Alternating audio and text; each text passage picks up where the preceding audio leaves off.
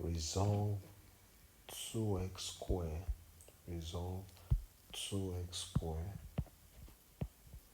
minus 3x plus 1 over x plus 1 times x squared plus 5x, x squared plus 5x plus 1 into partial fractions. First of all, we check if the fraction is a proper fraction or an improper fraction. If we expand this denominator, we'll see that the result will be a polynomial of degree 3. And the numerator is a polynomial of degree 2. That means a fraction is a proper fraction. For it to be a proper fraction, the degree of the denominator must be greater than that of the numerator.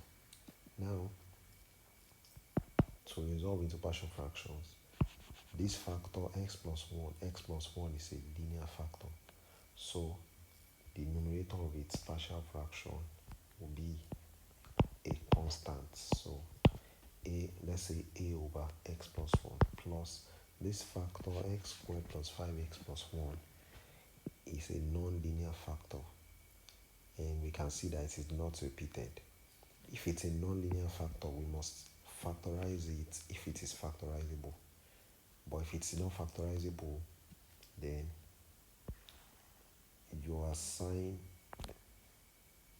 then the numerator of its partial fraction will be a linear expression. So x squared plus 5x plus 1, and the numerator of its partial fraction will be a linear expression. So you just write the general form of a linear expression. I'm writing bx plus c because I already used a. Now, this simply means the LCM of the denominators will be x plus 1 times x squared plus 5x plus 1. And that simply means a into bracket x squared plus 5x plus 1 plus bx plus c into bracket x plus 1. And now, what this simply means is that 2x squared minus 3x plus 1 over x plus 1 times x squared plus 5x plus 1 is equal to what's on the right hand side. The denominators are equal.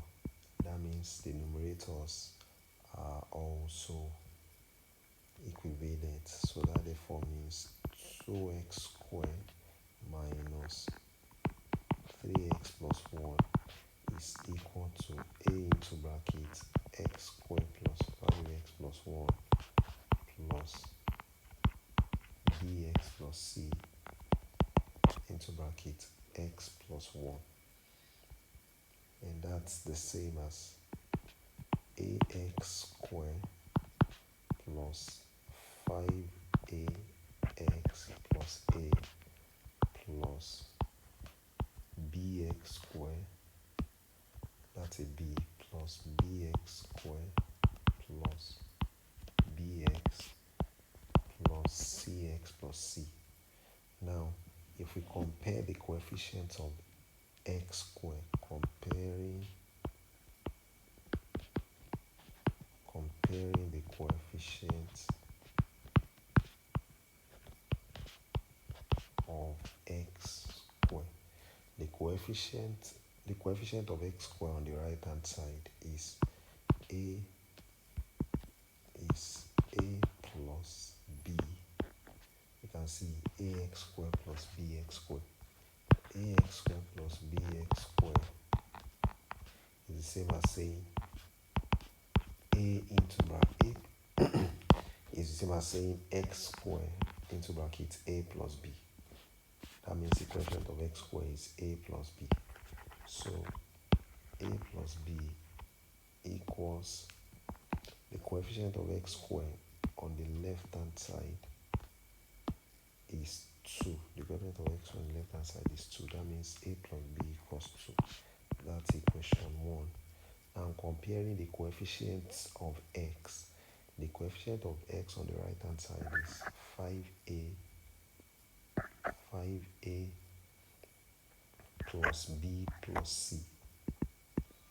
So that means 5a plus b plus c equals, the coefficient of x on the left hand side is minus 3, and that's equation 2.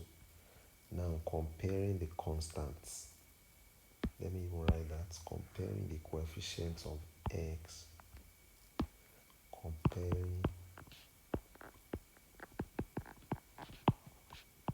the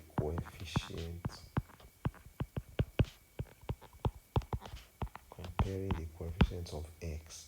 Now comparing the constants,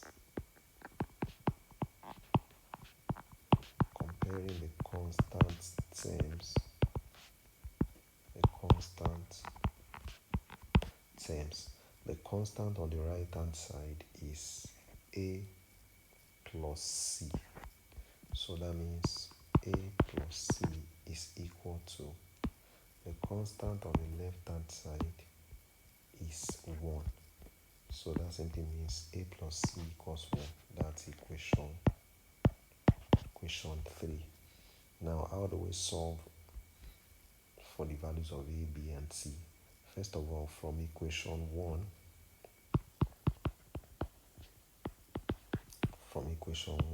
a is equal to 2 minus b. From this equation, a is 2 minus b. If you make a the subject, you have 2 minus b. Now I can put that a, putting a in, let me put a in equation 2. No, let me put a, if I put a in equation 2, I'm going to have another equation that is in terms of b and c. But I want to have another equation that's in terms of, okay, equation 2 has a, b, c. If I put a in equation 2, I'll have another equation in terms of b and c. But the third equation is in terms of a and c.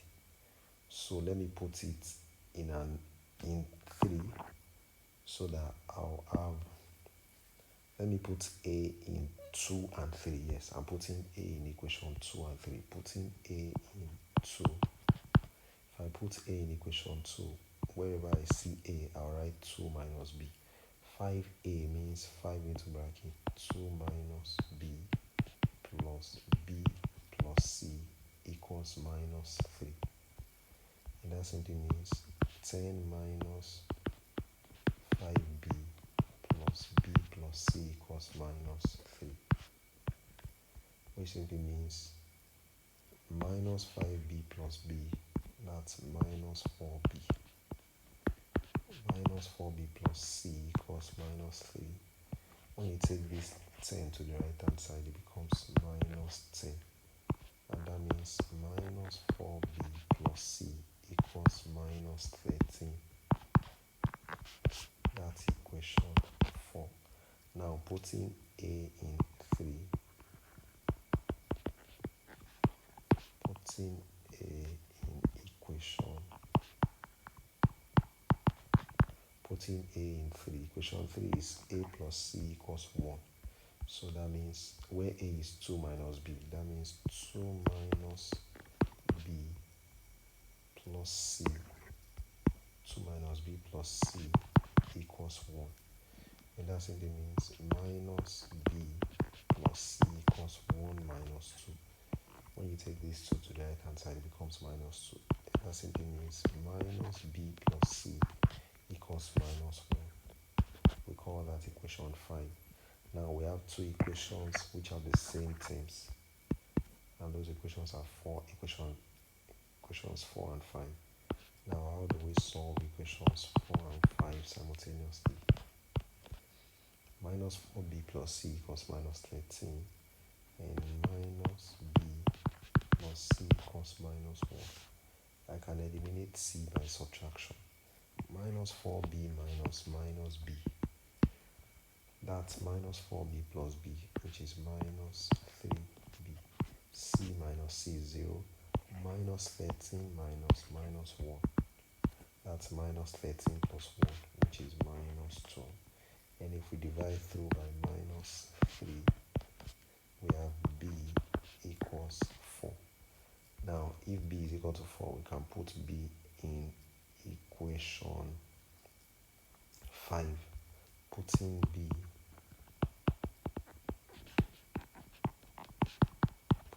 in 5, that means minus b plus c equals minus 1, which means minus 4 plus c equals minus 1. And that means c equals minus 1 plus 4, which means c equals 3. And therefore, a is equal to, we already know that a is 2 minus b. A equals 2 minus b. B is 4. That's 2 minus 4, which is minus 2. So we have all of the values of a, b, and c. So we have the values of a, b, and c. And that therefore means 2x squared minus 3x plus 1. 2x squared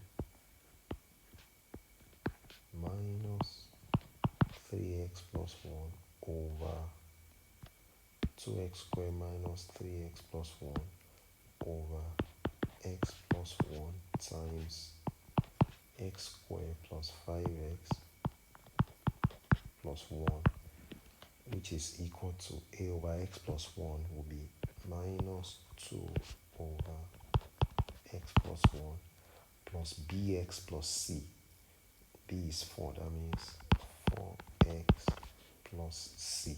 What is c? C is 3. That's 4x plus 3. Don't forget, this is what we have when we resolve. A over x plus 1 plus bx plus c over x squared plus 5x plus 1. So b is 4. That means bx is 4x. And c is 3.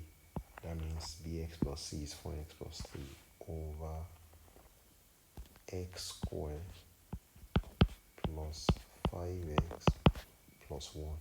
And that's it, very, very simply.